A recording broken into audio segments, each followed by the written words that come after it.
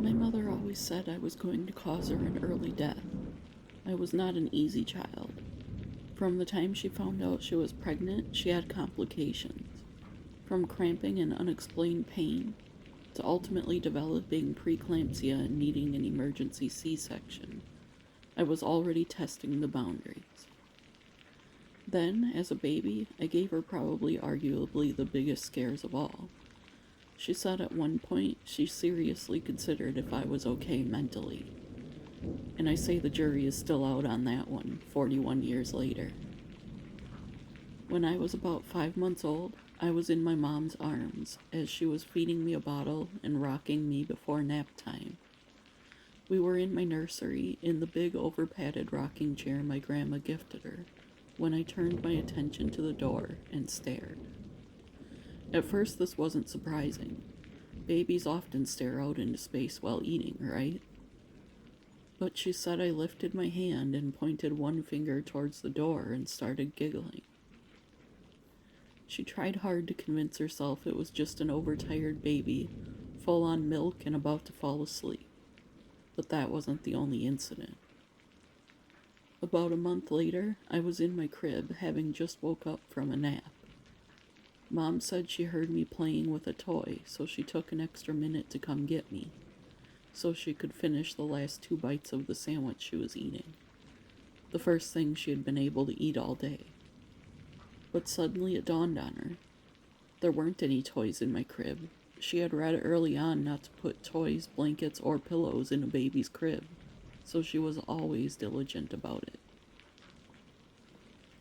She ran up the stairs to find me cooing away in my crib, playing with a stuffed dog that talked and sang songs. The hairs on the back of her neck stood up. She asked out loud, "How on earth did you get that? It's always in your toy bin."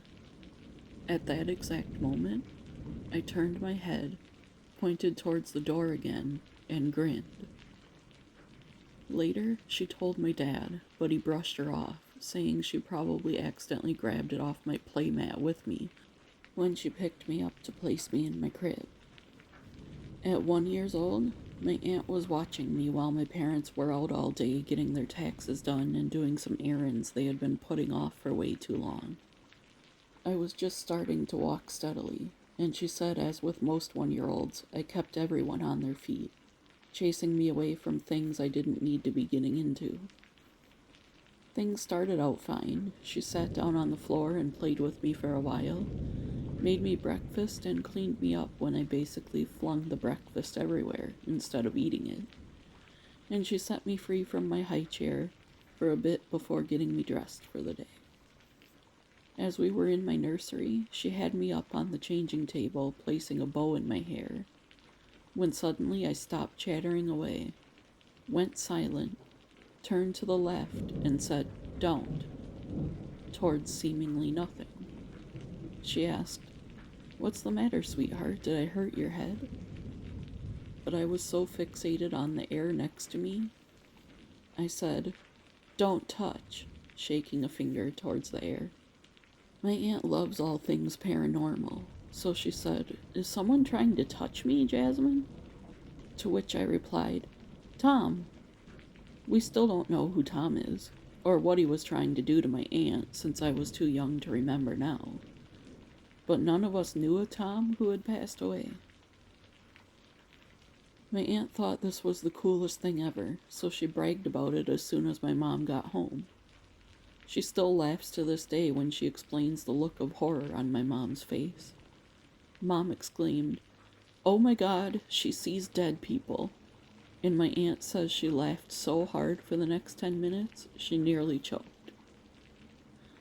This isn't where the story ends, though. When I was 3, I proudly announced one day that I had a new special friend named Linda, who looked like a grandma from one of Mommy's old movies, as I put it. Everyone convinced Mom that it was simply an imaginary friend I had made up, and that it was a phase that would go away on its own. Even the pediatrician told her, it's not uncommon even for children to make up old imaginary friends, like a grandmother figure, because grandmas are often safe and comforting, he told her. However, the imaginary part of my new friend was something I was adamant about not being true. "Linda is not imaginary," I would exclaim, with the biggest of pouts on my face. My mom would catch me talking to Linda, listening as Linda read me books, all the things little kids typically did with imaginary friends. Until one day when I was playing dolls with Linda.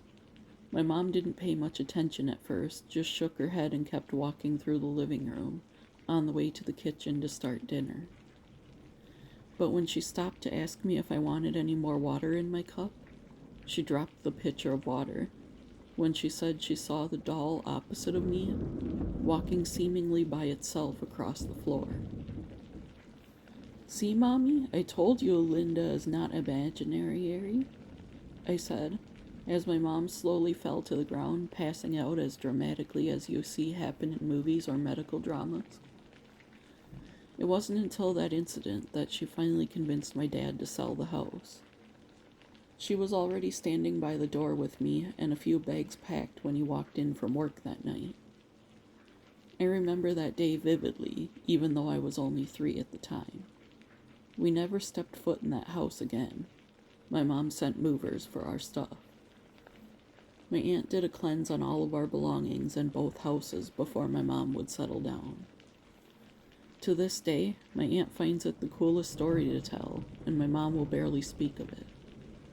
We haven't heard any more about hauntings in that home, so whatever my aunt did during the cleanse must have worked. Either that or no one has moved in with children.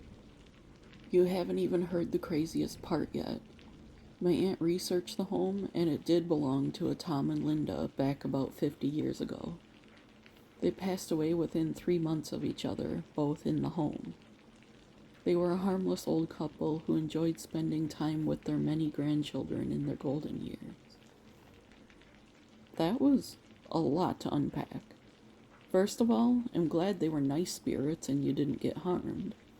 Second of all, your aunt sounds like me as an aunt. I would totally brag if my niece saw dead people, as your mom put it. Thanks for sharing your story with us. Have you had a lot of paranormal experiences since then? I'm curious to know.